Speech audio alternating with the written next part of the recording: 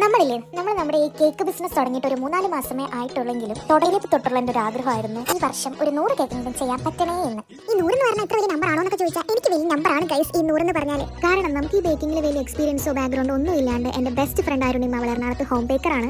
അവൾ പഠിപ്പിച്ച് തന്ന കുറച്ച് കാര്യങ്ങൾ വെച്ചിട്ടാണ് ഞാൻ എൻ്റെ ഈ ബേക്ക് ബോക്സ് തുടങ്ങുന്നത്. ഒരു ബിസിനസ് തുടങ്ങുമ്പോൾ നമുക്ക് കുറച്ച് ഗോൾസ് ഒക്കെ ഉണ്ടാവുമല്ലോ. അങ്ങനെ അതിലുണ്ടായത് ഞാൻ എഴുതി വെച്ചിരുന്ന എൻ്റെ ഫസ്റ്റ് ഗോളായിരുന്നു എനിക്ക് ഈ വർഷം ഒരു 100 കേക്കെങ്കിലും ചെയ്യാൻ പറ്റണേ എന്ന്. അപ്പോൾ എന്തെങ്കിലും ചെറിയൊരു ഗിഫ്റ്റ് നമ്മുടെ ഈ 100ാമത്തെ കസ്റ്റമറിന് നമുക്ക് കൊടുക്കണ്ടേ? അങ്ങനെയൊക്കെ ഞാൻ എൻ്റെ ഹസ്ബൻഡും കൂടി ഒന്ന് വിചാരിച്ചു.